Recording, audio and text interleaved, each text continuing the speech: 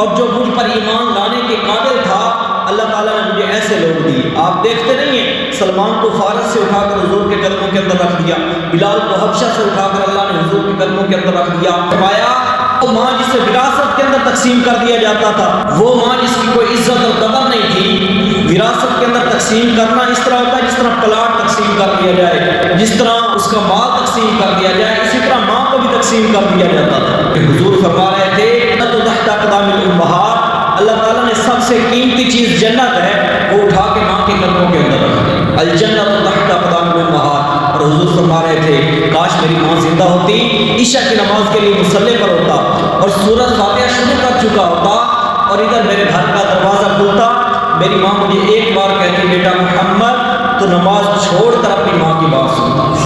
نحمدہ ونصلی ونسلم علی رسولہ الکریم، بعد فاعوذ باللہ من الشیطان الرجیم، بسم اللہ الرحمن الرحیم۔ کان محمد ابا احد من رجالکم ولکن رسول اللہ وخاتم النبیین وکان اللہ بکل شیء علیما۔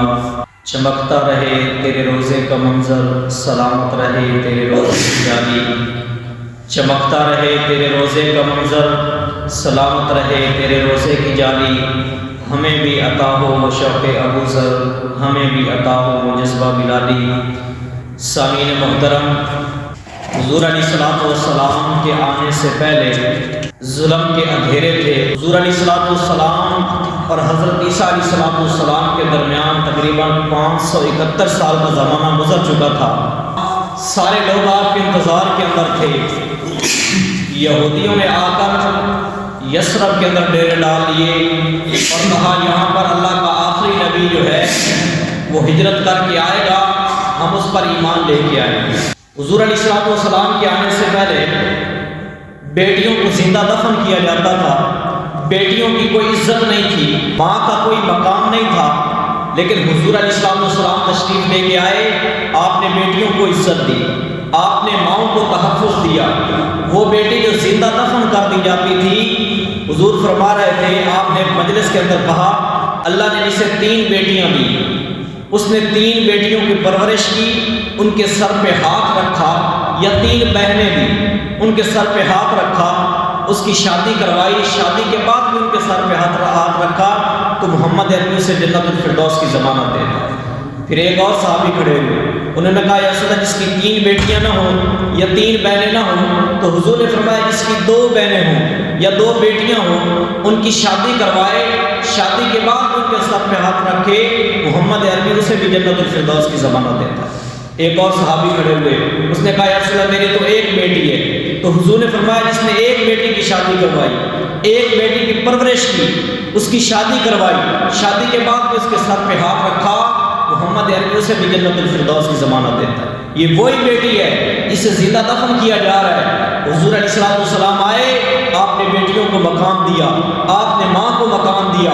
جب حضرت فاطمہ حضور کے گھر کے اندر داخل ہوتی تو حضور چارپائی سے اٹھ کر کھڑے ہو جاتے اور آپ حضرت فاطمہ کی پیشانی پر بوسہ دیا کرتے تھے۔ آپ نے بیٹیوں کو اس طرح مقام دیا اور آپ فرمایا کرتے تھے سب کی نسل چلتی ہے بیٹوں سے اور میری نسل چلے گی میری بیٹی فاطمہ سے۔ تو آپ نے بیٹیوں کو تحفظ دیا، ماں کو ایسا مقام دیا۔ حضور نے فرمایا وہ ماں جسے وراثت کے اندر تقسیم کر دیا جاتا تھا، وہ ماں جس کی کوئی عزت اور قدر نہیں تھی، وراثت کے اندر تقسیم کرنا اس طرح ہوتا ہے جس طرح پلاٹ تقسیم کر دیا جائے، جس طرح اس کا مال تقسیم کر دیا جائے، اسی طرح ماں کو بھی تقسیم کر دیا جاتا تھا۔ لیکن حضور فرما رہے تھے اللہ تعالیٰ نے الجنت تحت اقدام الامہات، اللہ تعالیٰ نے سب سے قیمتی چیز جنت ہے وہ اٹھا کے ماں کے قدموں کے اندر رکھ دی، الجنت تحت اقدام الامہات۔ اور حضور فرما رہے تھے کاش میری ماں زندہ ہوتی، عشاء کی نماز کے لیے مصلی پر ہوتا اور سورۃ فاتحہ شروع کر چکا ہوتا اور ادھر میرے گھر کا دروازہ کھلتا، میری ماں مجھے ایک بار کہتی بیٹا محمد، تو نماز چھوڑ کر اپنی ماں کی بات سنتا۔ تو حضور علیہ السلام نے وہ سارے اندھیرے ختم کر دیے، حضور روشنیاں لے کر آئے۔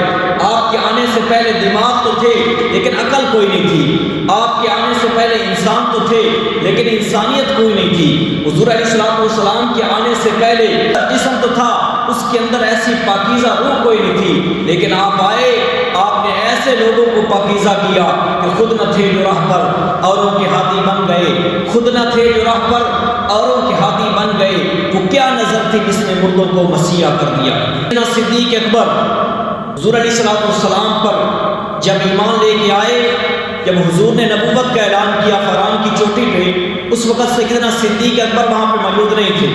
اب میں بتا رہا ہوں کہ صحابہ کرام حضور علیہ السلام پر ایمان کیسے لے کے آئے اور اللہ تعالیٰ نے ان کے دل کیسے بدلے، اور کیسے لوگ تھے جو حضور پر ایمان لانے کے قابل تھے۔ حضور خود فرمایا کرتے تھے اللہ تعالیٰ نے پہلے دلوں کو دیکھا، جس بندے کے دل کے اندر میری محبت تھی اور جو مجھ پر ایمان لانے کے قابل تھا، اللہ تعالیٰ نے مجھے ایسے لوگ دی۔ آپ دیکھتے نہیں ہیں سلمان کو فارس سے اٹھا کر حضور کے قدموں کے اندر رکھ دیا، بلال کو حبشہ سے اٹھا کر اللہ نے حضور کے قدموں کے اندر رکھ دیا۔ اگر اللہ چاہتا تو سارے مکے والے ایمان لے کے آ جاتے، اگر میرا اللہ چاہتا تو سارے مدینہ والے لوگ مسلمان ہو جاتے، لیکن اللہ تعالیٰ نے لوگوں کو دل دیکھے جو حضور پر ایمان لانے کے قابل تھے، اللہ تعالیٰ نے وہ بندے حضور علیہ السلام کو دیے۔ تو سیدنا صدیق اکبر اس وقت موجود نہیں تھے، یمن گئے ہوئے تھے تجارت کے لیے، ان کے شام کے اندر۔ تو سیدنا صدیق اکبر کہتے ہیں میں وہاں پر جب تجارت سے فارغ ہو گیا تو میں نے سوچا یہاں پر ایک یمنی بزرگ عالم رہتا ہے، اس کی زیارت کر کے آتا ہوں۔ جب اس کے پاس میں پہنچا، اس بزرگ کی عمر جو تھی 390 سال ہو چکی تھی، اس کی یہ جو بھویں ہیں اس کی آنکھوں پر گر رہی تھی۔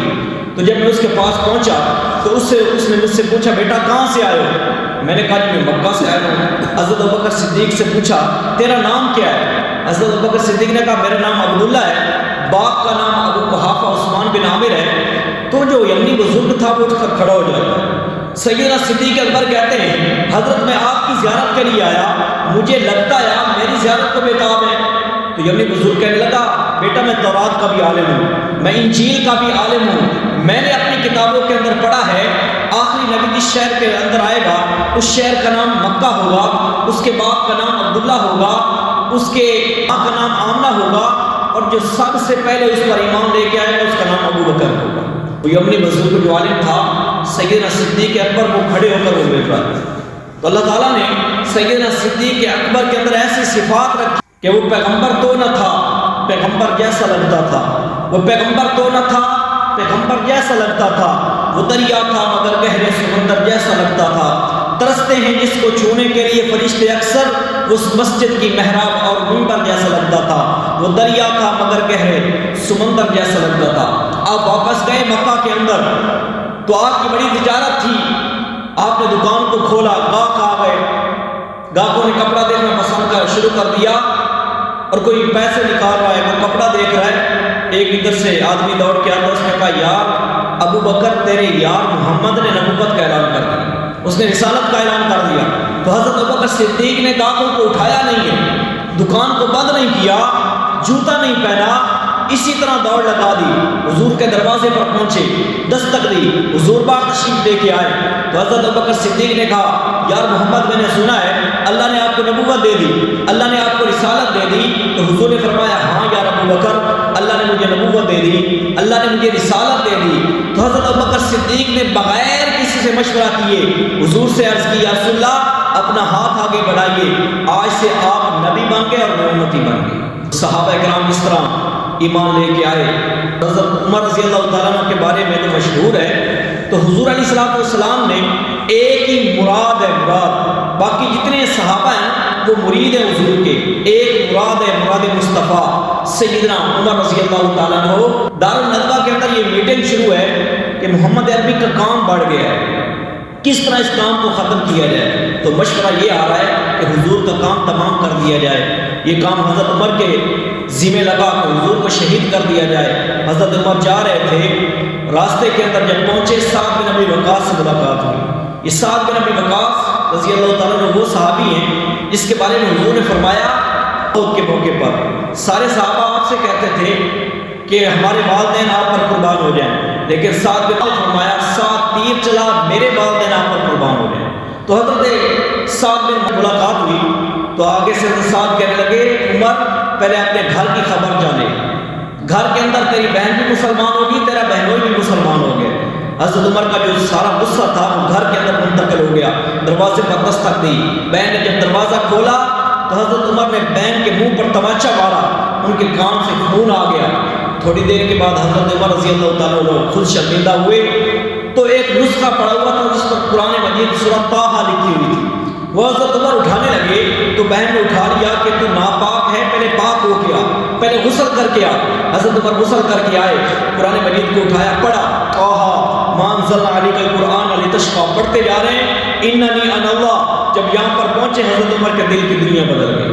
ادھر حضور کی دعا ہے نا، حضور کعبۃ اللہ کو پکڑ کر دعا کر رہے ہیں، یا اللہ دو عمر ہیں، ایک عمر ابن حشام ہے، ایک عمر ابن خطاب ہے، ان دونوں میں سے مجھے ایک دے دے۔ اللہم اعز الاسلام بعمر بن الخطاب، جو اسلام کی عزت کا باعث بنے، اسلام کی عزت کے لیے مجھے عمر بن خطاب دے دے۔ تو حضرت عمر کے دل کی دنیا بدل گئی۔ حضرت عمر گھوڑے پر سوار ہوئے، حضور کے پاس پہنچے تو حضور نے یہاں سے پکڑ کر تھوڑا سا جھٹکا دیا۔ آپ نے فرمایا عمر ابھی تک وہ وقت نہیں آیا، تو بھی کہہ دے لا الہ الا اللہ۔ تو حضرت عمر کہنے لگے ہاں یا رسول اللہ، وہ وقت آ گیا ہے۔ آج خطاب کا بیٹا عمر بھی کہتا ہے لا الہ الا اللہ محمد رسول اللہ۔ حضرت عمر اسلام لے کے آ گئے، صحابہ کے اندر لہر دوڑ گئی اور صحابہ اکرام نے نعرہ تکبیر بلند کیا۔